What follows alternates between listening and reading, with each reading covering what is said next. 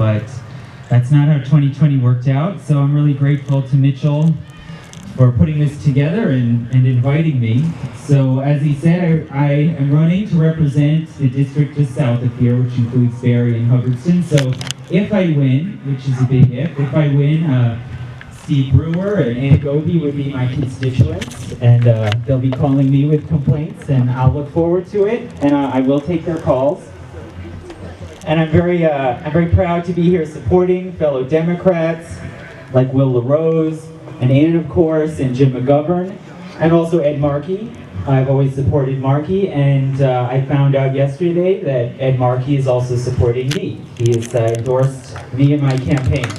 And I'm extremely proud to be endorsed and supported by a senator who began his career driving an ice cream truck and is now the champion of the Green New Deal in the United States Senate. And I think that shows that I believe in what he believes in working people, in creating good jobs, good clean industry, and jobs that provide a real living.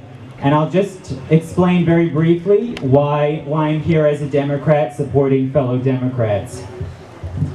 My parents came from somewhat different backgrounds. My mother is Jewish American from Massachusetts, and I'm Jewish, and my father is Italian American from Western New York State, from a small town in Western New York.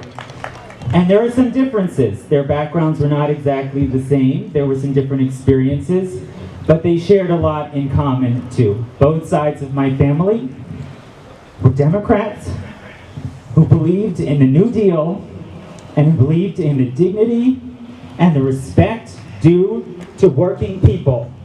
That is what all of my grandparents believed in, and that is what I believe in. And that's why I am up here now. And just to fill in a bit, my mother's father was born in Lawrence just after the Bread and Roses strike. And he remembers as a small boy his father taking him down to Boston to see striking workers marching and picketing, and to see Samuel Gompers, who was out there leading them on the picket line. And his father, who was a dentist, said, "You should see this. This is history, and this is what we believe in." And that is what I have always believed in.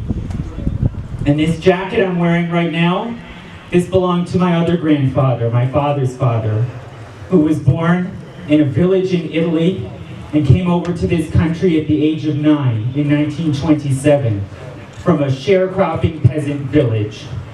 And they had to work very hard. It was a struggle taking care of themselves and building a life for themselves in a small town in rural New York. But they did it, and they always said, even the worst day over here was better than the best day over there. And my grandfather, he was a working man. He worked in industry and construction. He built his own house, and he sent all 3 of his kids to college. And the fact is, today, for people my age and younger, that's not possible anymore. You can't get a job like that and own your own home and send your kids to college. And there are people my age who now are talking about trying to get Italian citizenship to go back to Italy. And I don't believe in that.